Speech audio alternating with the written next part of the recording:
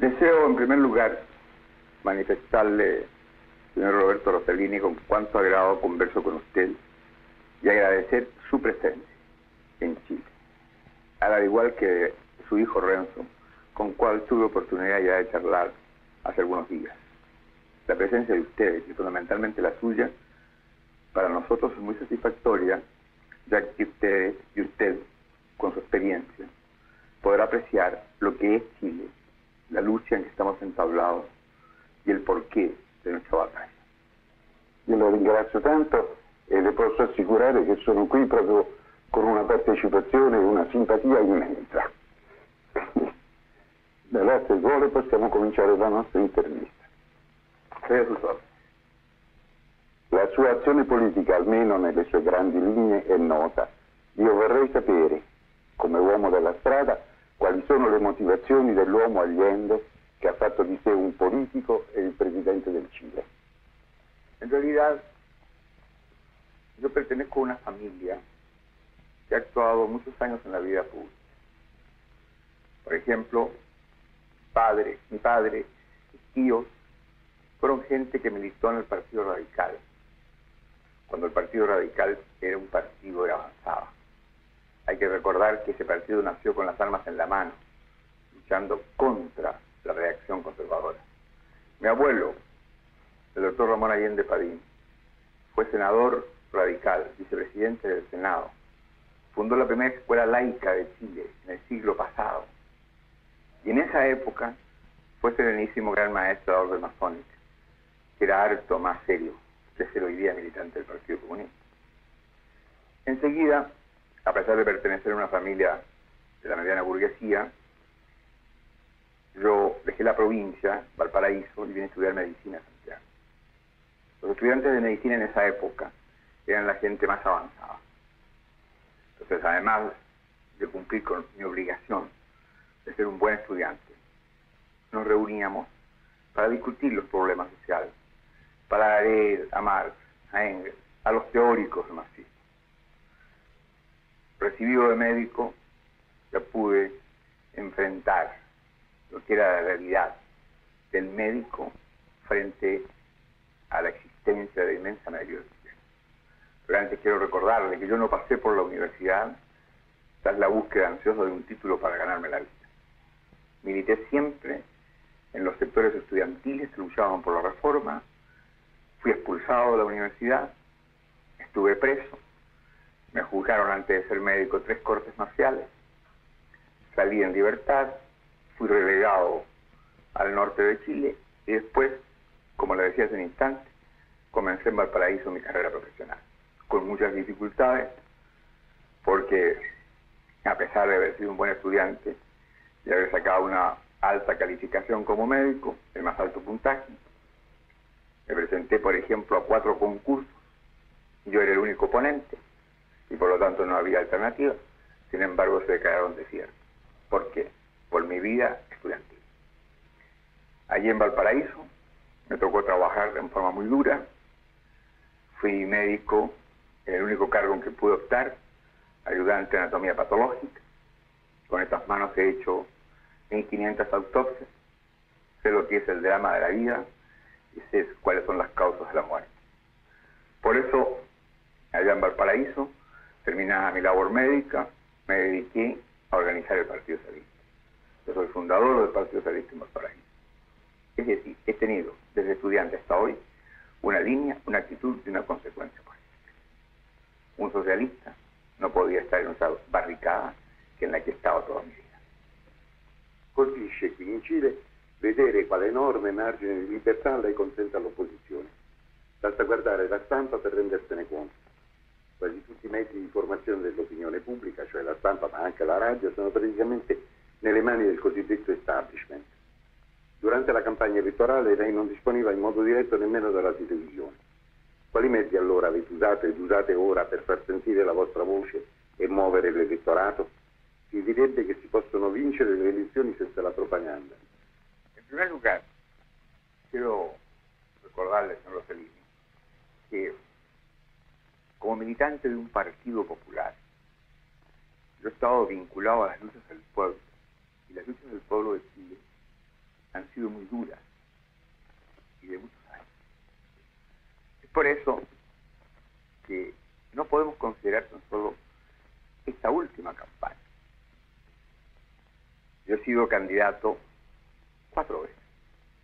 El 51, para enseñar, para abrir, para hacer comprender que había un camino diferente al que habían buscado, inclusive partidos como el Partido Socialista, al cual yo pertenecía y fui expulsado por no aceptar esa línea. Expulsado del Partido Socialista, entré a conversar con un partido comunista que estaba en la ilegalidad. Y así nació el embrión de lo que es hoy día la Unidad Popular, el entendimiento socialista comunista, un grupo pequeño socialista que yo representaba y los comunistas que estaban en legalidad.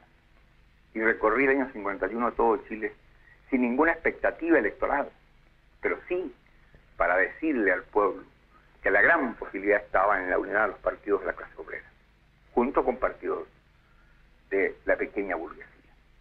Esto que iniciamos el año 51 se manifestó ya potentemente el año 58. El año 58 yo perdí la elección por 30.000 votos. El año 64 habríamos ganado si hubiera habido 3 candidatos. Se retiró el candidato de la derecha prácticamente, que era radical, y quedamos el señor Frey y yo, la derecha apoyó a Frey. Con eso le estoy señalando que a lo largo de los años, nosotros hemos mantenido un diálogo constante y permanente con el pueblo, a través de los partidos populares, y en esta campaña última, organizando los comités de la Unidad Popular. Es decir, en la fábrica, en la población, en las calles, en todas partes formamos comités. Escuelas, liceos, industrias, hospitales. Ellos fueron los vehículos, los contactos, los tentáculos del pensamiento de la Unidad Popular con el pueblo. Y allí que a pesar de lo restringido, como usted lo reconoce, los medios de información, pudimos llegar. Pero esta hoy día, podría emplear una expresión no política, pero clara. La cosecha de la victoria es la siembra de muchos años. Hoy día, desde el gobierno, pensamos utilizar los medios que son superiores, como la radio, como la televisión, pero al mismo tiempo el contacto y el diálogo permanente. Yo le puedo explicar, pues. La semana pasada conversé el día lunes con los jóvenes en la primera convención de la Juventud de la Unidad Popular. El martes conversé en la CEPAD, mejor dicho, hice un discurso en la CEPAD, planteando la posición de Chile y estableciendo una vez más la diferencia que hay entre los países industriales y los países en vía de desarrollo. Ese mismo día tuve que hablarle a la promoción médica de este año. Al día siguiente hice una clase magistral, el título no viene a lo que dije, pero así se llama, una clase magistral en la Universidad Técnica del Estado. Al día siguiente me reuní con la guarnición de Santiago, 2.000 representantes del ejército, desde el comandante en jefe del ejército hasta delegaciones de los cuarteles, jefes, oficiales, suboficiales y tropas. Y al día siguiente, que era 1 de mayo, tuve que hablar en la tribuna. Usted estaba aquí, o por lo menos ha leído este giornale. L'ho letto nel giornale. Entonces usted ve que el diálogo con el pueblo, con los sectores más amplios, lo he mantenido. Porque también en el transcurso de esa semana conversé con dirigentes campesinos y conversé con dirigentes sindicales de una de las empresas que ha sido intervenida. Este ha sido, no diré el esfuerzo, la tarea que cumplir. Además, los partidos mantienen a través de sus organizaciones contacto con la masa. Y además, siguen funcionando los comités de la Unidad Popular. Algunos con una actividad seria, otros vegetan un tanto. Pero en el fondo, nuestra gran posibilidad es precisamente reactivar esos comités y hacer que los partidos no pierdan el contacto de la masa. Yo no pienso perder. En la próxima semana me iré, por ejemplo, al COB para conversar con mis compañeros, para hacerles ver su responsabilidad, para señalar que obreros, empleados y técnicos chilenos tienen la obligación de entender que el sueldo de Chile es el COB, que tienen que producir más, trabajar más, adecuar las técnicas a su capacidad y a la realidad chilena. Porque indiscutiblemente, si nosotros no aumentamos la producción, si no somos capaces de cumplir las metas que nos hemos trazado, que representan un incremento más o menos de un 26% en relación con el año pasado, todo nuestro presupuesto se nos viene abajo. Y allí usted comprenderá, señor Rossellini, la importancia que tiene de elevar la conciencia política de los trabajadores, el hacerles entender cómo ellos, y de ellos, depende la revolución, cómo ellos son el factor fundamental de eso. Nel 1958, cioè 12 anni prima delle ultime elezioni, lei ha perso per un piccolissimo margine. A quel momento centinaia di migliaia di lavoratori sono andati spontaneamente nelle strade e sono insorti nella convinzione che si fossero fatti degli imbrogli elettorali. C'è stato anche, sotto questa pressione dell'opinione pubblica, la possibilità costituzionale che si eleggesse lei invece di Alessandri. Si dice, pare, se le mie informazioni sono esatte, che il presidente uscente, Carlos Ibáñez, fosse pronto, se richiesto, con l'appoggio dei cristiano sociali, di appoggiare la sua candidatura contro quella di Alessandri. Lei, voi, socialisti e comunisti, che oggi siete al governo, in quel momento avete optato per la legalità assoluta. Avete preso buoni il risultato elettorale e avete calmato le masse rivolte. Antes de contestar directamente su pregunta, quiero hacer una cosa que creo que es interesante. El año 58, el FRAP, en esa época se llamaba FRAP, Frente de Acción Popular, ganó en el registro de hombres. Yo gané en el registro de hombres. Perdí en el registro de mujeres. El año 1964, a pesar de que Frei iba apoyado por los sectores de derecha, en el registro de varones, de hombres, anduvimos igual. En cambio me ganó por un porcentaje muy alto. E inclusive, ahora el año 70, la verdad estricta es que Alessandri y Tome sacaron más votos proporcionalmente que yo en el registro de mujeres. Y yo gané lejos en el registro de hombres. Ahora bien, el año 58 eran condiciones diferentes. La unidad popular en esa época estaba representada básicamente por socialistas y comunistas. Y aunque habíamos ganado el registro de hombres, la composición del Congreso era distinta a la actual. Los partidos conservadores, liberales y radical eran mayoría. No había ninguna posibilidad, aun con el apoyo demócrata cristiano, que yo triunfara en el Congreso. Y todo, absolutamente todo, estaba dispuesto en Chile para hacer posible la victoria del señor Alessandri. Además había una tradición, y era que siempre el Congreso había respetado a aquel que había ganado la suya. Imagínense ustedes lo difícil que significaba.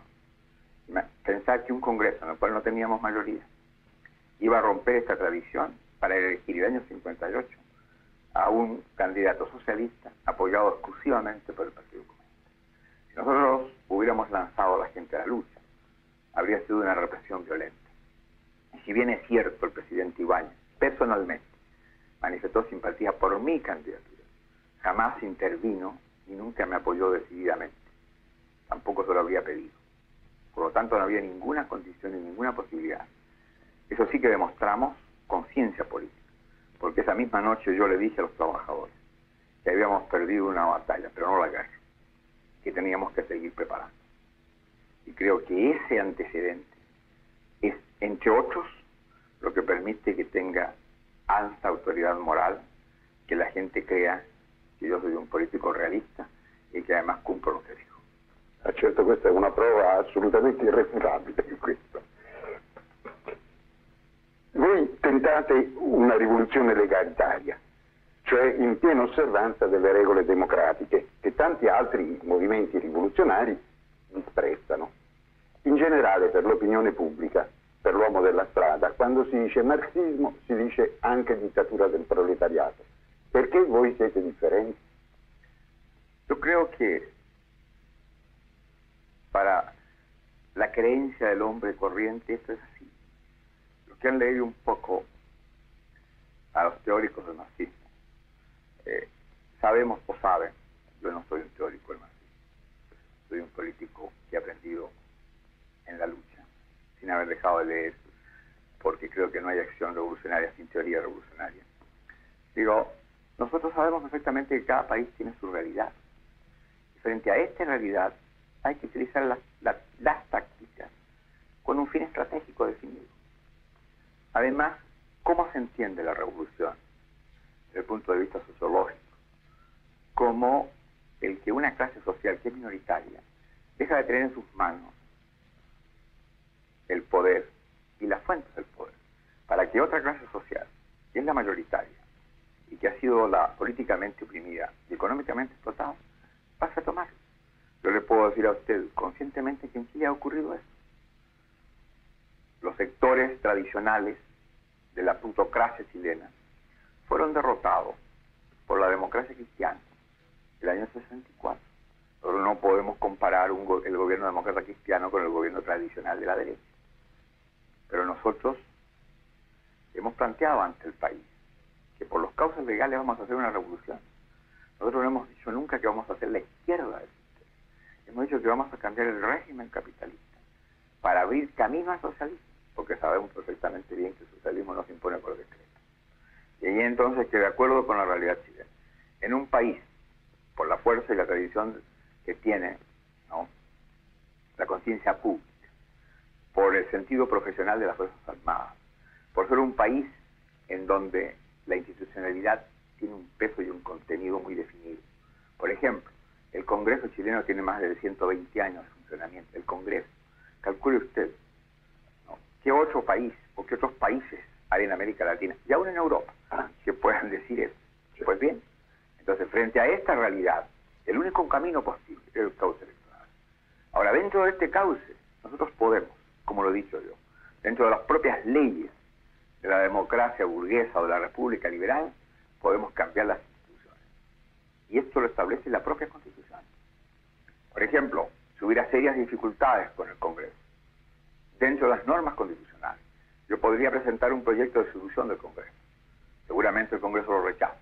Yo puedo entonces apelar al pueblo a través del plebiscito, el referéndum. Y si el pueblo aprueba esto, quiere decir que el Congreso queda disuelto. Y yo llamaría a un nuevo Congreso.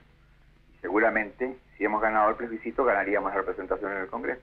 Y ese Congreso dictaría las leyes che il governo popolare chiede che si dicta. Nel suo discorso del 1° maggio lei ha invocato uno stato di coscienza popolare perché tutti si rendano conto che il cammino da compiere per il raggiungimento delle mete che vi prefiggete è lungo e duro, ma lei ha anche detto di non voler ammettere una aristocrazia operaia. Vuole riassumere qui per favore questo concetto?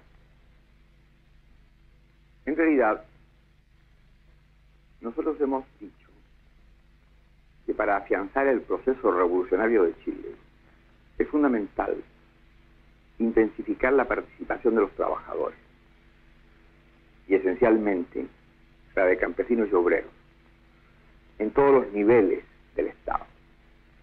Usted sabe, señor Rossellini, que hemos creado el Consejo Nacional Campesino.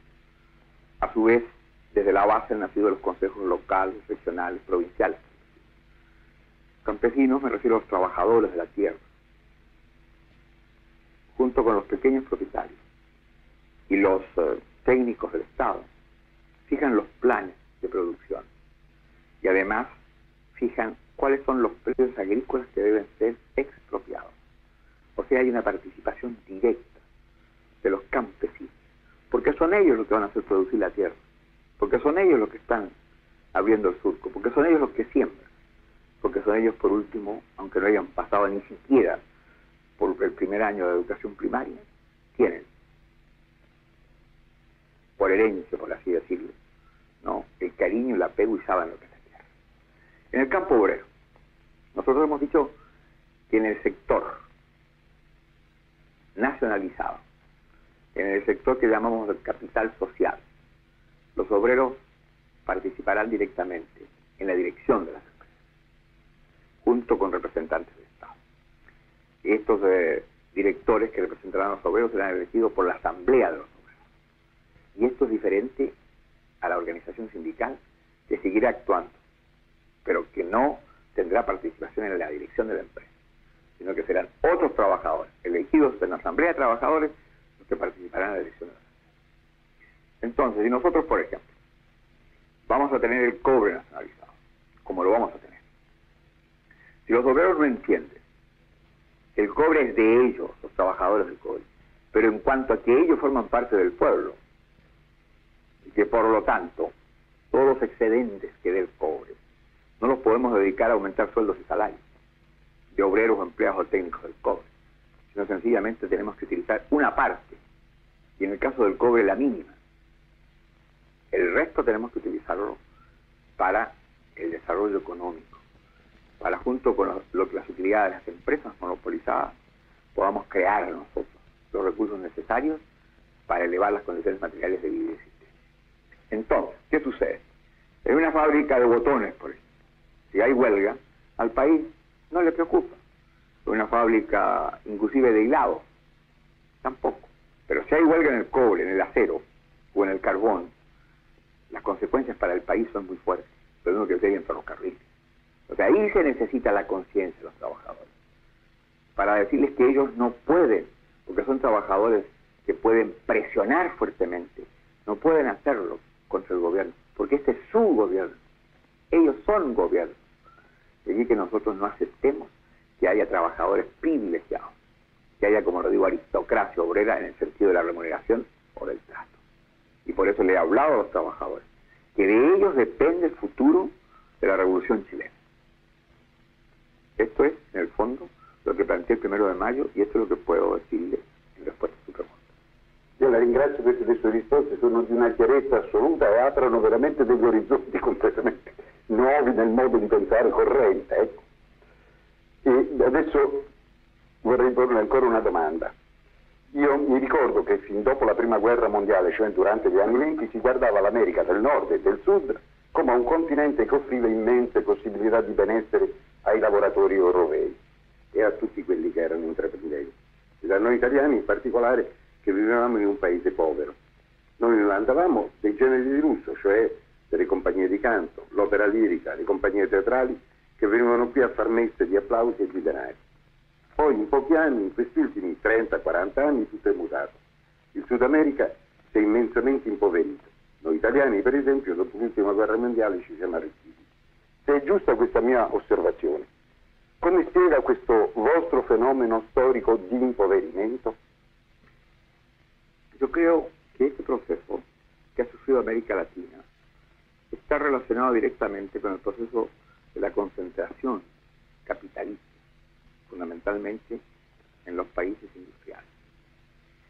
Nosotros definimos el imperialismo como la última etapa del capitalismo. Es el capital financiero de los países industrializados que busca invertirse en los países donde tienen más profit, o sea, más utilidades. Pues bien, en la etapa inicial de la semi-independencia política de nuestros pueblos, Inglaterra hizo inversión. En el caso de Chile, en el Salitre. Después, Estados Unidos competitivamente desplazó fundamentalmente a Inglaterra, fueron inversiones norteamericanas. En países en vías de desarrollo, son países que venden materias primas. Vendemos barato y compramos caro, porque nosotros al importar tenemos que pagar el salario y el sueldo del obrero o del técnico norteamericano. Enseguida, las relaciones de intercambio siempre han sido perjudiciales para América Latina en su conjunto y para Chile. El proceso inflacionario ha hecho que indiscutiblemente nosotros tengamos que entregar más materias primas para importar lo mismo. Cada año es mayor. Un ejemplo vulgar: si nosotros teníamos que entregar, media tonelada de cobre para traer 4 jeeps, hoy ya tenemos que entregar 2 toneladas de cobre para traer 4 jeeps. Las cifras no son exactas, pero lo que vale es el ejemplo. Esta es la realidad de estos países. Por eso entonces, cada vez es más grande la distancia que hay entre los países industriales, entendiendo por ellos a los países capitalistas y a los países socialistas, de los países en vías de desarrollo. Este es el gran drama. Además, desde el punto de vista de las relaciones económico-financiera, la situación para estos países no puede ser más difícil. En la última década ha salido más de América Latina que lo que ha entrado. Nosotros, por pago de créditos, por utilidades, por amortizaciones, sale más de América Latina que los aportes que se hacen en préstamos de los organismos semiestatales o estatales y las inversiones de las compañías privadas. Este drama es entonces el que hace, ¿no?, que América Latina se haya ido empobreciendo cada vez más frente al fortalecimiento del capital foráneo, ¿no?, y fundamentalmente el capital internacional, que saca en estos países utilidades extraordinarias comparado con el rédito que tiene su proprio país. Per voi si avvicina la scadenza delle nazionalizzazioni, principalmente quella del rame toccherà gli interessi nordamericani. Come crede potranno evolversi le relazioni con gli Stati Uniti e quali sono le sue visioni? Usted ha tocado, señor Rossellini, uno de los problemas más conflictivos. En realidad, nosotros hemos dicho, y lo repetimos constantemente, que cuando nos pretendemos, y lo vamos a conseguir, nacionalizar las riquezas fundamentales de Chile que están en manos del capital foráneo, no estamos contra Estados Unidos. Nosotros tenemos afecto y respeto por el pueblo norteamericano, por su historia. Creo que los dirigentes políticos chilenos y latinoamericanos saben muy bien el pensamiento de Washington, de Jefferson, fundamentalmente de Lincoln. Además conocemos sus escritores, sus artistas. Pero la realidad es otra. Nosotros necesitamos fundamentalmente el excedente de nuestra economía que sale de nuestras fronteras. Le puedo, por ejemplo, expresar a usted que en 60 años han salido de Chile 9.800 millones de dólares y todo el capital social de Chile está evaluado en 10.000 millones. O sea, prácticamente ha salido un Chile entero de nuestra frontera para ir a fortalecer a las grandes empresas. Es decir, se produce el hecho increíble que países que solicitan mendicantemente unos cuantos millones son exportadores de capitales.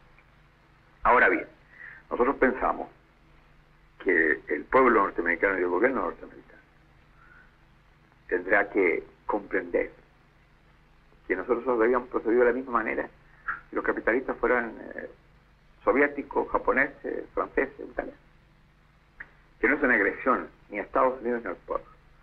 Nosotros, por ejemplo, estamos dispuestos a firmar un contrato para venderle a Estados Unidos 100.000, 200.000 toneladas de cobre si se necesita más.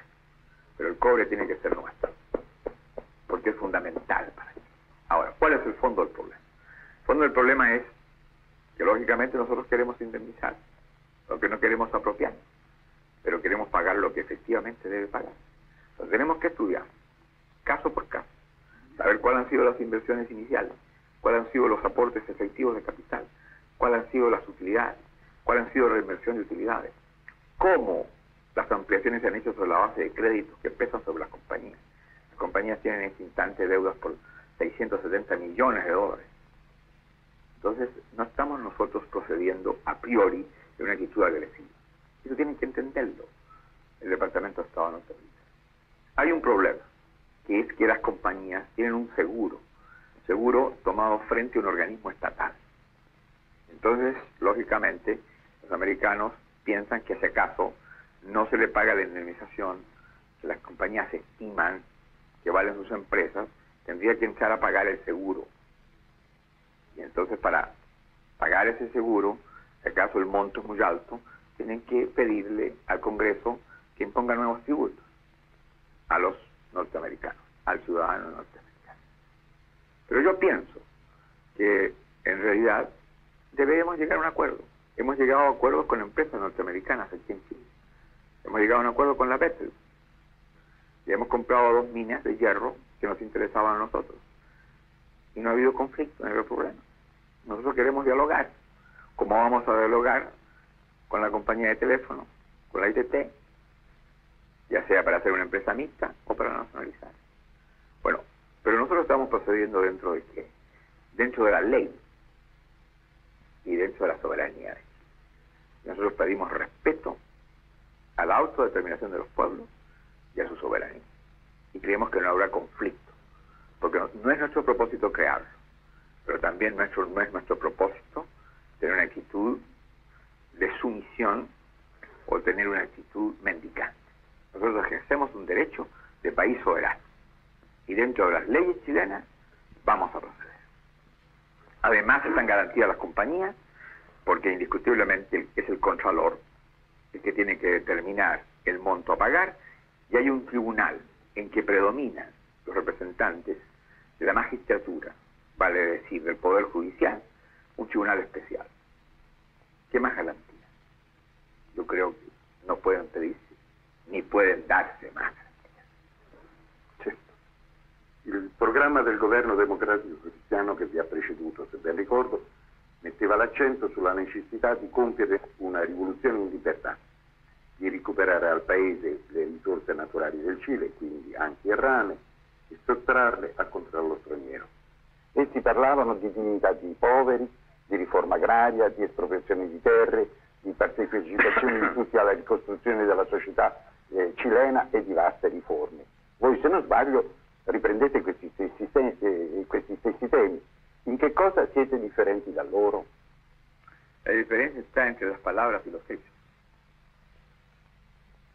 La democracia cristiana ha hablado de un régimen comunitario que nunca precisó. Nosotros creemos que no hay más que capitalismo y socialismo. Y además, yo lo he dicho, más que hablar de revolución hay que hacerlo. Creo que esa es la diferencia fundamental entre la democracia cristiana. Quali sono i vostri rapporti con i cattolici? Las relaciones del movimiento popular chileno con la Iglesia Católica son excelentes. Pero quiero destacar que las razones que tengo para afirmar esto, por ejemplo, tuvieron una demostración de la amplitud del nuevo criterio, no diré solo de la tolerancia de la Iglesia. En Chile, cuando los presidentes asumen el gobierno, se realiza un Te Deum. Tradicionalmente este Te Deum, por cierto, se ha hecho en la Catedral Metropolitana. Cuando el cardenal de la Iglesia chilena, Raúl Silva Enríquez, fue a conversar conmigo, yo le manifesté que deseaba que se hiciera el Te Deum, pero le pedí que fuera un Te Deum ecuménico.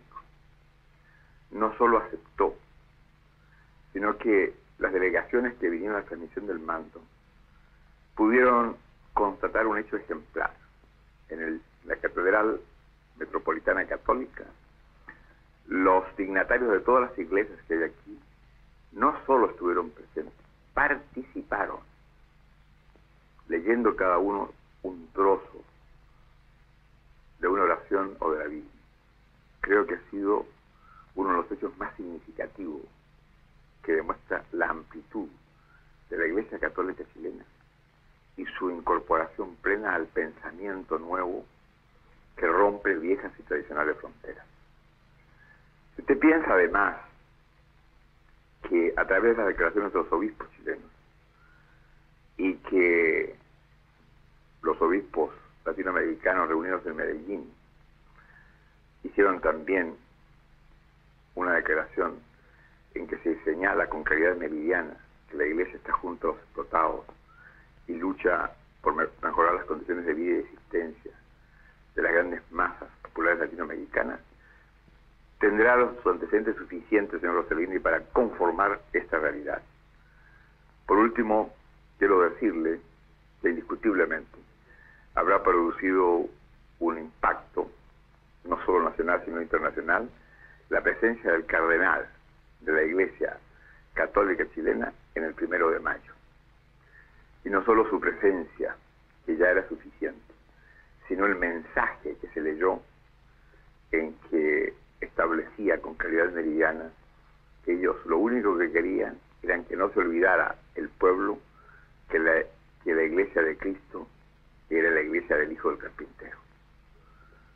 En estas circunstancias, se comprende, por los hechos, por la actitud de la Iglesia, nosotros tenemos, como siempre, el máximo de respeto y restricto respeto por todas las creencias. Pero ahora podemos señalar con profundo agrado que hay un contacto muy directo entre la Iglesia, el pueblo y el gobierno de Chile. Además, 80 sacerdotes han hecho pública su decisión de contribuir a construir el socialismo en nuestro país. Mi sembra che si possa constatare che la tendenza tradizionale dei paesi latinoamericani è stata quella di tessere principalmente i loro rapporti con gli Stati Uniti, che sono stati la matrice della loro indipendenza. La storia ci dice che l'era coloniale per voi è finita dopo la rivoluzione americana del Nord e grazie ad essa. L'8 marzo del 1822 Monroe, presidente degli Stati Uniti, ha proposto il riconoscimento dell'indipendenza dell'Argentina, Colombia, Cile e Perù. Jefferson allora sentiva che se l'Europa diventava sempre più la terra dei dispotismi, Santa Alleanza, colonialismo, eccetera, l'America doveva diventare sempre di più la terra della libertà. La dottrina di Monroe, comunicata al Congresso degli Stati Uniti il 2 dicembre 1823, dice tra l'altro che il continente americano tutto, cioè quello del nord, del centro e del sud, grazie alla condizione libera e indipendente che ha assunto e conserva, da quel momento in poi non deve essere più considerato da chi che sia come l'obiettivo di una colonizzazione futura. Mi sembra di intendere che voi cileni, partendo da queste premesse, volete appunto, quali uomini liberi, cominciare ad intessere nuovi rapporti liberi con tutto il mondo. ¿Es così?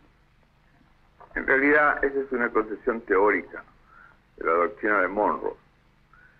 Efectivamente, en la lucha liberadora de los pueblos latinoamericanos contra el colonialismo español, se obtuvo una semi-independencia política.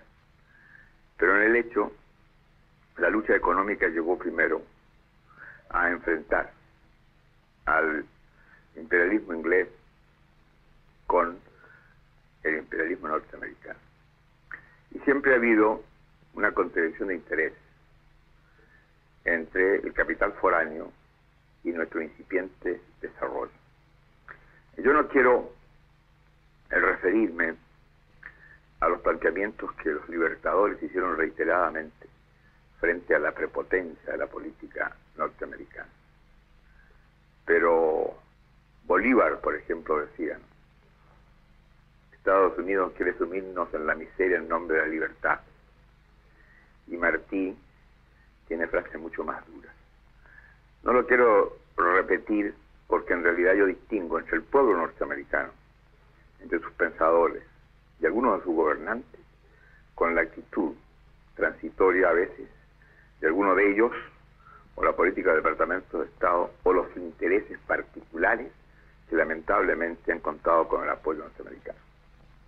En realidad la doctrina Monroe ha consagrado un principio: América para los americanos, pero esto no es real, porque Norteamérica tiene un desarrollo económico que no lo tiene ni Centro ni Sudamérica, y por lo tanto el problema no está situado en igualdad de interés, en comunidad de interés. Defender América para los americanos, a través de la doctrina Monroe, ha sido defender América para los norteamericanos. Nosotros estamos por un trato digno, por un trato de igualdad de posibilidades en Norteamérica. Reitero que nada tenemos contra el pueblo, pero sí sabemos el drama de Sudamérica, que siendo un país, un continente potencialmente rico, es un continente pobre, fundamentalmente por la explotación de que ha sido víctima del capital particular norteamericano.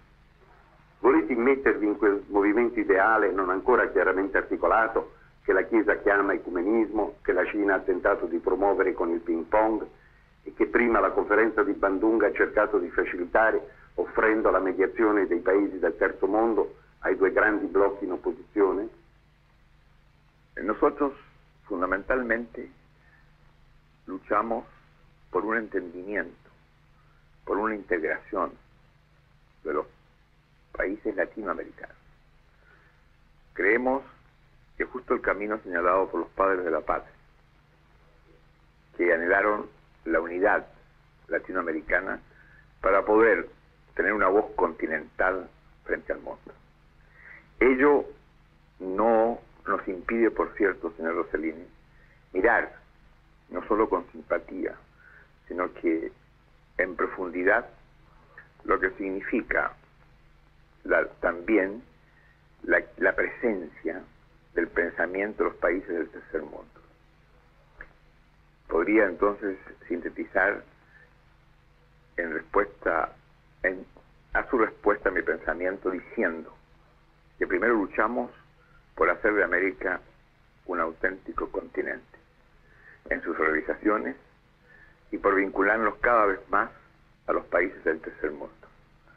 Y por cierto que creemos que el diálogo es fundamental, que los pueblos como el nuestro luchan por la paz y no por la guerra, por la cooperación económica y no por la explotación, por la convivencia social e non per l'ingiustizia. Da tutte queste tendenze, prima che si articolassero, è nata quell'idea di coesistenza pacifica che in effetti ha portato a nuove confusioni, a nuovi drammi e che ora tutti sentono il bisogno di superare. Con le imprese lunari ci siamo visti come siamo. La nostra terra è un vascello che naviga nell'universo verso delle immense lontananze. Noi uomini siamo l'equipaggio e siamo legati al suo destino. Quindi, qual è il nostro futuro? Lo que usted plantea, desde el punto de vista mío, señala lo que es capaz la inteligencia del hombre. Si el hombre de los países industriales ha llegado, como usted lo señala, a la Luna, es porque ha sido capaz de dominar la naturaleza. El problema está que si es justo que el hombre ponga los pies sobre la Luna, es más justo que los grandes países, simbólicamente hablando, pongan los pies sobre la Tierra y se den cuenta que hay millones de seres humanos que padecen hambre, que no tienen trabajo, que no tienen cultura.